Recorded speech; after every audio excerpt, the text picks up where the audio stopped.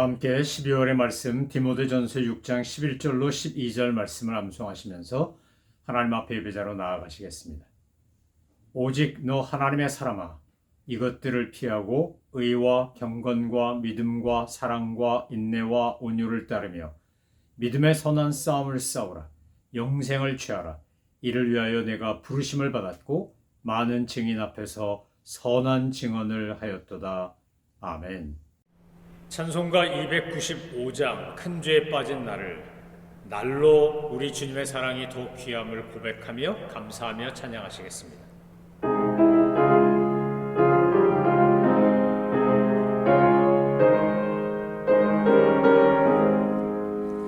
큰 죄에 빠진 나를 주 예수 건지사 그 넓은 품에 다시 품으신 은혜는 저 바다보다 깊고 저 하늘보다 높다.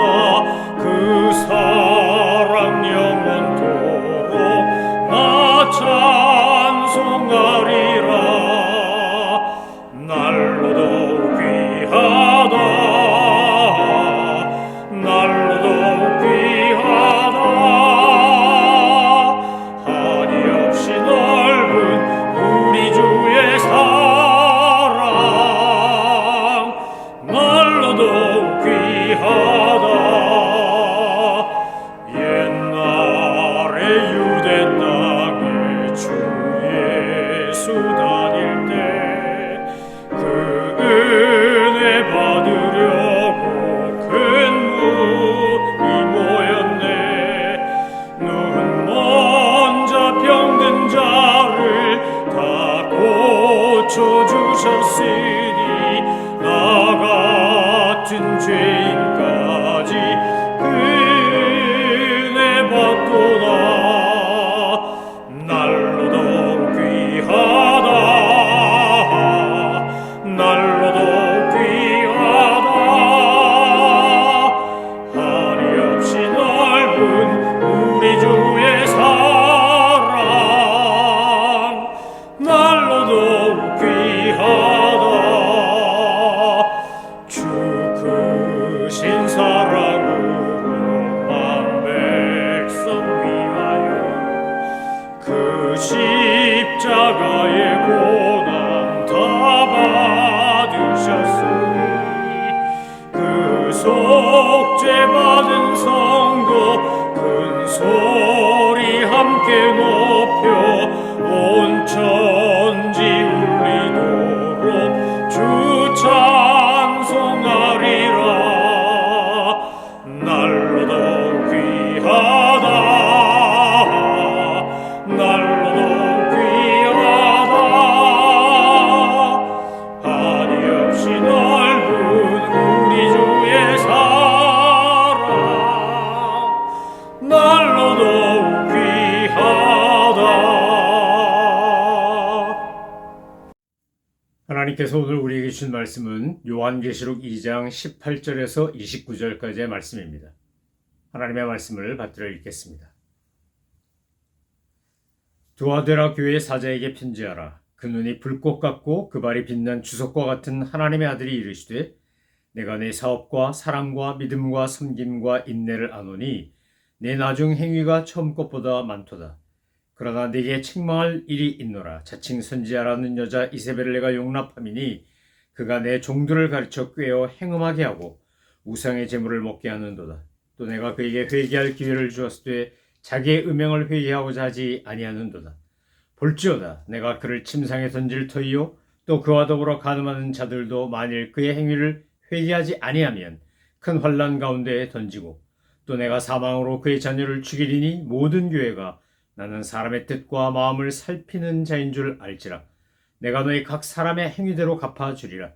두아디라에 남아있어 이 교훈을 받지 아니하고 소위 사탄의 깊은 것을 알지 못하는 너희에게 말하노니 다른 짐으로 너희에게 지을 것은 없노라. 다만 너희에게 있는 것을 내가 올 때까지 굳게 잡으라. 이기는 자는 끝까지 내 일을 지키는 그에게 만국을 다스리는 권세를 주리니 그가 철장을 가지고 그들을 다스려 질그릇 깨뜨리는 것과 같이 하리라. 나도 내 아버지께 받은 것이 그러하니라. 내가 또 그에게 새벽별을 주리라. 귀 있는 자는 성령이 교회들에게 하시는 말씀을 들을지어다. 아멘.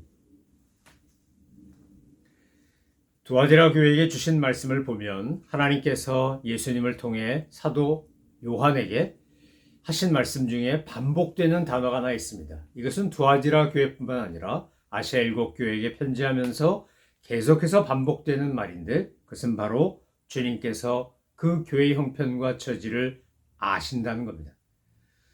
제임스 카메론이라는 감독이 여러 가지 명작을 만들었지만 아마 아바타라는 영화만큼 전 세계에 엄청난 흥행과 영향을 준 영화가 없을 겁니다. 근데 제가 그 영화를 보면서 참 재밌다는 생각이 들었던 것은 그 아바타에 나오는 나비족이라고 하는 상상의 종족의 인사말이 I see you입니다. 내가 너를 본다, 내가 너를 안다 이 말입니다. 아프리카의 줄루족도 하는 인사가 뭐냐, 사우보나 이라는 말인데, 이 말은 I see you, 내가 너를 본다 라는 겁니다. 그러니까 만났을 때 우리는 과거에 참 어려움도 많았고 고통도 많이 겪은 민족이라서 유대인들도 한국인들도 하는 인사말은 안녕하셨습니까? 안녕히 계세요? 안녕히 가세요? 이런 인사입니다. 안녕, 평안을 빕니다. 그러니까 유태인들도 샬롬이라는 인사를 합니다. 그런데 아프리카의 줄루족이나 또는 카메론 감독이 만든 아바타에 나오는 나비족의 인사는 I see you입니다. I understand you와 똑같은 겁니다.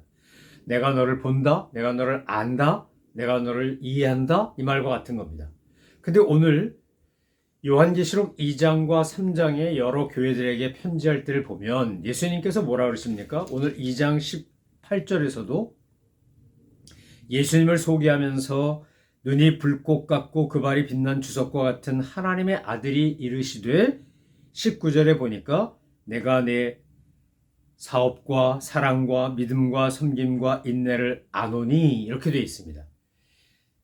에베소 교회 편지를 보낼 때도, 서머나 교회 편지를 보낼 때도, 버가모 교회 편지를 보낼 때도 주님에 대한 묘사가 다 다르지만 교회에 대한 형편과 처지가 다르기 때문에 예수님에 대한 묘사도 다르지만 공통적으로 나오는 동사가 뭡니까? 내가 안다 라는 겁니다. 에베소 교회에다가는 2장 2절에서 뭐라 그랬습니까? 내가 내 행위와 수고와 내 인내를 알고 이렇게 돼 있고, 서머나 교회에 보면 내가 내 환난과 궁핍을 알거니와 이렇게 9절에 되어 있고, 버가모 교회에 보면 자 12절에 보니까 12절 13절에 보니까 내가 어디에 사는지를 내가 아노니 이렇게 되어 있습니다. 그러니까 주님이 우리를 알고 계시고 알아주신다는 겁니다. 그런데 오늘 두아디라 교회에 나오시는 묘사된 예수님의 모습은 어떤 겁니까? 그 모습은 눈이 불꽃 같고 발이 빛난 주석 같고 하나님의 아들이라고 표현되어 있습니다. 각 교회마다 소아시아 7교회 편지를 보내면서 묘사된 예수님의 모습은 그 교회가 처한 상황, 그 교회가 있는 위치, 그 교회가 가진 독특성에 맞게끔 묘사된 것이라고 말씀드렸습니다. 그래서 이 두아디라라고 하는 곳에는 왜 예수님을 눈이 불꽃 같고 발이 빛난 주석 같고 하나님의 아들이라고 묘사했을까를 생각해 보면 바로 두아디라가 갖고 있는 장점, 특징 이것을 알 수 있습니다. 두아디라는 작은 도시입니다. 그런데 군사적으로는 굉장히 중요한 완충지대고 거기는 셀루키스 왕조가 창건한 곳입니다. 제조업이 발달했고 시장이 많고 조합이 많이 발달해서 상업이 발달한 곳이었습니다. 그래서 우리가 잘 아는 것처럼 빌립보의 총판 대리점을 가지고 그곳에서 비즈니스를 하던 루디아가 이 빌립보에 갔다가 사도 바울 일행을 만나서 교회를 세우지 않습니까? 그런데 루디아의 고향은 두아디라였습니다. 그가 그곳에서 생산해서 이제 빌립보에 가서 총판한 것이었습니다. 왜 두아디라 교회 예수님을 묘사하면서 눈이 불꽃 같고 발이 빛난 주석 같고 하나님의 아들이라고 했냐 하면 이 작고 외딴 곳에 사는 분들에게 주님은 불꽃 같은 눈으로 바라보시고 이해하시고 알고 계시다는 겁니다. 뿐만 아니라 이세벨과 같은 이런 이단을 관용한 잘못도 알고 계시다는 겁니다. 그 두아디라 사람들이 섬기던 게 뭐였냐? 아폴로였습니다. 아폴로는 제우스의 아들입니다. 그래서 이 두아디라 교회 예수님을 소개하면서 하나님의 아들이라고 이야기한 겁니다. 태양신인 아폴로가 아니라 하나님의 아들이신 예수님이 지금 너희들을 다 보고 계시다. 꿰뚫어 보고 계시다. 그런데 발이 빛난 주석 같다라는 말은 힘과 능력과 광채를 상징하는 것입니다. 우리의 모든 것을 보시고 아시고 이해하시고 지켜보시는 주님이 오늘 두아디라 교회에게 편지하고 우리에게 편지하시는 겁니다. 주님께서 지금 두아디라 교회를 칭찬하시는데 뭐라고 칭찬하십니까? 저는 저와 여러분이 이런 칭찬을 받는 사람들 되기를 바랍니다. 두아디라 교회도 칭찬도 받고 책망도 받고 경고도 받은 교회 아닙니까? 자, 첫 번째 말씀하신 칭찬이 뭐냐? 너희가 주님 사업 많이 한 거 내가 안다. 두 번째, 사랑이 넘치는 것도 안다. 믿음이 있는 것도 안다. 인내가 많은 것도 안다. 섬김이 잘 발달된 것도 안다. 또 나중이 처음보다 많고 더 풍성한 것도 내가 알고 있고 보고 있고 안다 라고 말씀하십니다. 그래서 이 안다라고 하는 것에서 우리가 이 두아디라 교회를 보면서 느끼는 것은 주님이 우리의 모든 것을 보고 계시고 알고 계시다는 겁니다. 주님이 나를 보고 계시고 알고 계시다는 것처럼 우리에게 위로가 되고 용기가 되고 힘이 되는 게 없습니다. 세상 사람들은 나를 몰라줘도, 세상 사람들은 나를 보고 이해 못해도, 세상 사람들은 나를 보고 오해해도 주님은 나를 보시고 아시고 이해하신다는 겁니다. 여러분, 그럴 때 우리가 힘이 나고 격려를 받고 위로를 받고 용기를 가지고 믿음의 길을 걸어갈 수 있는 거 아닙니까? 두아디라라고 하는 지역 자체가 그렇게 작고 보잘것없었어도 상업이 발달하고 군사요충지였던 그곳에서 이분들이 사랑도 많고 믿음도 좋고 인내도 하고 섬김도 있고 또 처음보다 나중이 더 많은 것 얼마나 귀한 겁니까? 그래서 주님은 아낌없이 칭찬하십니다. 저는 저와 여러분이 처음보다 나중이 더 많아지는 거룩하고 아름다운 열매가 더 많아지는 믿음의 사람들 되시기를 소망합니다. 그런데 이렇게 칭찬하신 주님이 책망할 것이 있다면서 말씀하십니다. 그것은 20절에 나오는 내용인데 뭐라고 되어 있습니까? 20절에 이렇게 말씀하십니다. 그러나 내게 책망할 일이 있노라. 자칭 선지자라는 여자 이세벨을 내가 용납함이니 그가 내 종들을 가르쳐 꾀어 행음하고 우상의 제물을 먹게 하는도다. 이스라엘 역사 속에 존재했던 이세벨도 악녀였습니다. 여기 나오는 물론 이세벨은 그 아합의 아내였던 이세벨을 상징적으로 표현한 것이지만 정말 이세벨이 얼마나 악독하게 굴었습니까? 나봇의 포도원을 빼앗고 온갖 악을 다 저지르고 그러면서 정말로 사람들을 타락시키고 나라를 망가뜨리고 바알과 아세라 목상을 만들어 놓고 섬기게 했던 그 바로 이세벨. 그 이세벨의 이단이 지금 두아디라 교회에서 판을 치고 있는 겁니다. 그것을 내버려 뒀다는 겁니다. 왜 그래요? 그 여자 무당과 같고 이단 종파고 자칭 선지자라고 하는 이 사람들이 와서 인간적인 쾌락을 주고 만족을 주고 유혹했기 때문입니다. 그러니까 오늘 본문에 보면 내 종들을 가르쳐 꾀어 행음하게 하고 우상의 제물을 먹게 하도다 이렇게 가르치고 있습니다. 주님이 지적하신 내용이 이겁니다. 자, 거짓말을 가르치고 꾀우고 유혹하고 행음하고 성적 쾌락을 추구하고 우상 제물을 먹고 뇌물 받아 먹고 자기 원하는 거 다 마음대로 하고 타락하고 이러면서 영적으로 육적으로 변질되고 타락하고 음행하도록 만드는 겁니다.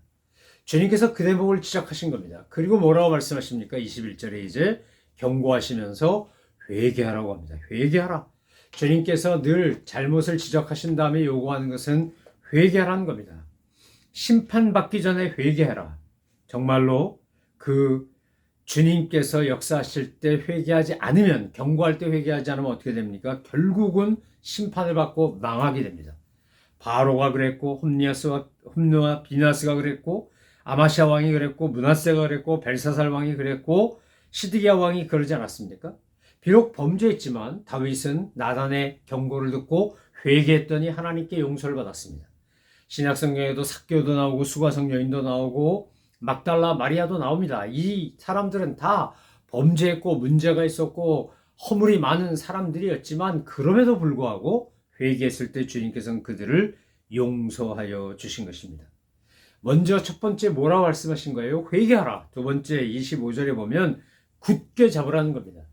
여러분, 인간은 무언가를 붙잡고 삽니다. 그 붙잡고 있는 것이 복음과 진리와 하나님의 말씀이냐, 아니면 나의 생각, 내 돈, 내 어떤 명예, 내 네트워크 이런 거냐는 겁니다. 심지어 아내나 남편이나 자녀나 이런 거 붙잡고 사시면 안 됩니다. 우리가 하나님 붙잡고 살 때 나머지는 저절로 다 따라오고 은혜로 주시는 겁니다.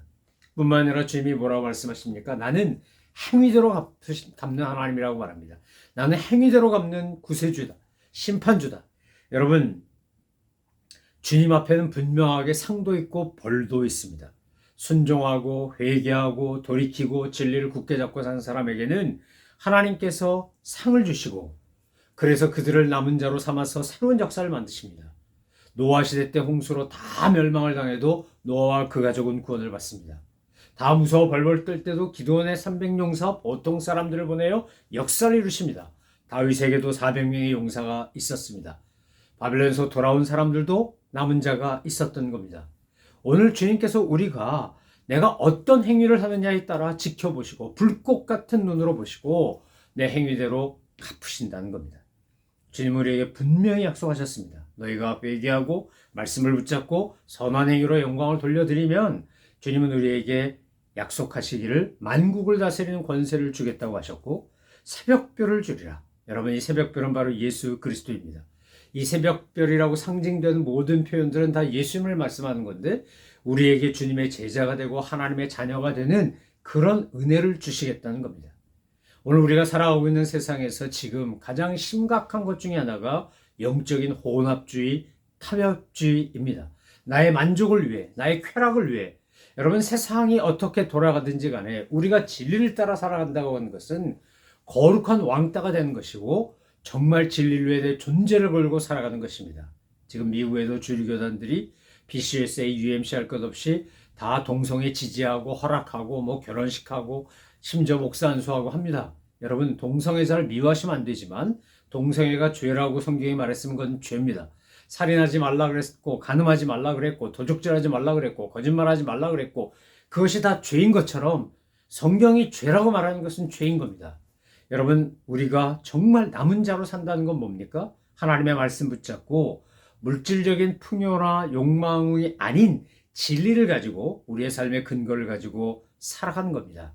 쾌락주의와 물질만능주의, 지금 음행하고 또 뭐라고 되어 있습니까? 20절에 보면 재물을, 우상의 재물을 먹게 한다. 행음하고 우상의 재물을 먹게 한다. 세상 말로 말하면 부패하고 타락하고 뇌물 받고 수단 방법 가리지 않고 자기의 목적을 달성하기 위해서 온갖 것을 다하는 그거 말하는 거 아니겠습니까? 여러분, 그거 거부하고 회개하고 돌이키고 말씀 굳게 붙잡고 살아야 한다는 겁니다. 현대판 바알이 얼마나 많습니까? 현대판 이세벨이 얼마나 많습니까? 여러분, 우리가 아무 사람에게나 머리 숙이고 안수 받겠다 그러고 그런 거 너무 좋아하지 마시기 바랍니다. 예언 기도 받는 거 이런 너무 좋아하지 마시기 바라요. 우리가 영적으로 말씀에 굳게 서 있고 말씀 붙잡고 살면 여러분, 그런 뭐 예언 기도니 안수 기도니 이런 거 다 필요 없습니다.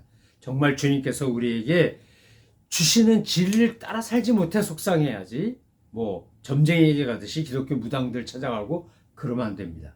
여러분, 오늘 우리가 몰라서 못하는 것도 있지만 아는데 안 하는 게 훨씬 더 많지 않습니까? 남에게는 정말 진리를 이야기하고 원칙을 잘만 이야기합니다. 그런데 자기 자신이 그 상황이 되면 내 감정 하나 조절하지 못하는 참 허약하고 껍데기뿐인 신앙 앞에서 우리가 탄식하고 애통해야 합니다. 내가 성경도 알고 말씀도 알고 설교도 들었고 예배도 드리고 성경도 읽고 암송도 하는데 도대체 내 삶의 문제에 내가 부딪히고 있는 갈등이나 고민이나 분노나 이런 거 하나 성경 말씀이 하나님의 말씀이 나를 움직이지 못한다면 그 말씀이 내게 무슨 의미가 있고 무슨 가치가 있고 그게 무슨 하나님의 말씀이겠습니까? 여러분, 우리가 말씀 붙잡고 산다. 말씀을 의지하고 산다는 건 뭡니까? 말씀이 내 감정, 내 생각, 내 이성, 내 경험, 내 어떤 소망 이거 다 조절하는 거 아니겠습니까? 내가 그리스도와 함께 십자가에 못 박혔다. 내가 그리스도 안에 산다. 내가 육체 가운데 살지만 나를 사랑하사 나를 위하여 자기 자신을 버리신 하나님의 아들을 믿는 믿음 안에 산다라고 하는 것은 그분의 뜻을 따라 사는 것을 말하는 겁니다. 말씀대로 사는 것을 말하는 겁니다. 목회하면서 저 자신에게도 느끼는 한계이기도 하고 성도들을 볼 때 느끼는 안타까움이기도 한 게 그겁니다. 말씀이 감정을 이기지 못해요. 말씀이 상황을 조절하지 못해요. 말씀이 내 기분을 어떻게 하지 못해요. 그게 무슨 하나님의 말씀이냐는 거예요. 그게 무슨 신앙이냐는 거예요.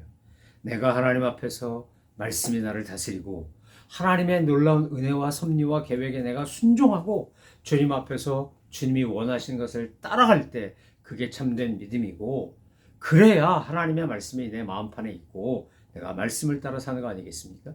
여러분, 우리가 회개하고 말씀을 굳게 붙잡고 내 행위대로 갚으신 하나님을 기억하고 산다. 이기는 자에게는 만국을 다스리는 권세를 주고 새벽별을 주리라고 하는 것은 제일 먼저 관점이 바뀌는 겁니다. 관점.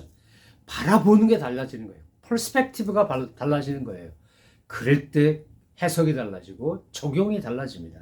여러분, 불꽃 같은 눈으로 나를 보고 계신 예수님이 나의 모든 것을 아신다.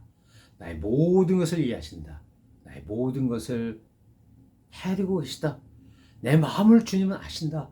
여러분, 이것만으로도 우리는 얼마든지 믿음으로 승리할 수 있습니다.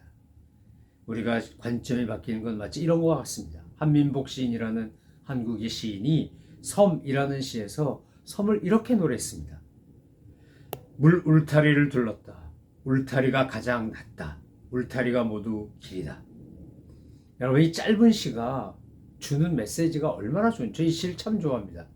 섬은 바다에 갇혀있는 그런 외로운, 그런 정말 격리된 땅이 아니라 이 한민복 시인이 바라본 섬은 물 울타리를 둘렀는데 이 물 울타리가 다 길이라는 겁니다. 배만 타면 어디든지 갈 수 있는, 이 물만 통과하면 어디든지 갈 수 있는, 태평양을 통해 대서양을 통해 인도양을 통해 전 세계를 다 갈 수 있는 그런 물 울타리는 결국 길이다, 이렇게 보는 겁니다. 장애물이다, 내가 꼼짝 못한다가 아니라, 여러분, 우리가 믿음으로 산다, 말씀 붙잡고 산다, 하나님께서 나를 보시고 아시고 이해하신다라는 걸 알고 믿고 산다는 건 그겁니다. 내게 주어진 모든 상황, 내게 주어진 모든 어려움, 내게 주어진 모든 고통조차 하나님의 섭리 속에 있고 합력하여 선을 이루시는 하나님을 믿고 가는 것입니다. 그런 믿음을 가지고 오늘 도아디라 교회가 칭찬받은 것처럼 우리도 그렇게 주님 앞에 칭찬받고 주님이 약속하신 것을 누리는 우리 모두가 되기를 바랍니다. 주님이 기뻐하시는 일 많이 하고 사랑이 넘치고 믿음이 있고 인내도 많고 섬김도 있고 나중이 처음보다 더 많은 그런 존재가 되고, 신실하게 주님 말씀 붙잡고 잘못한 거 있으면 회개하고 나의 모든 것을 아시고 보신 주님이 상급을 주신다는 것을 믿고 오늘도 내일도 배답 없이 주님과 함께, 말씀과 함께 내 감정 따라 살지 말고 말씀 따라 사는 저와 여러분 되시기를 주님의 이름으로 축원합니다.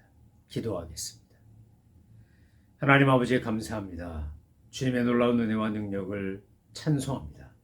모든 것을 합력하여 선을 이루시는 주님을 경배합니다. 주님, 저희들이 나의 감정, 내 생각, 내 기분 따라 살지 말게 하시고 오직 말씀대로 살아가는, 성령님의 인도하심대로 살아가는, 하나님의 뜻대로 살아가는 저희들 다 되게 하여 주옵소서. 감사드리며 예수 그리스도의 이름으로 기도 올려옵나이다. 아멘. 하늘에 계신 우리 아버지, 아버지의 이름을 거룩하게 하시며 아버지의 나라가 오게 하시며 아버지의 뜻이 하늘에서와 같이 땅에서도 이루어지게 하소서. 오늘 우리에게 일용할 양식을 주시고 우리가 우리에게 잘못한 사람을 용서하여 준 것 같이 우리 죄를 용서하여 주시고 우리를 시험에 빠지지 않게 하시고 악에서 구하소서. 나라와 권능과 영광이 영원히 아버지의 것입니다.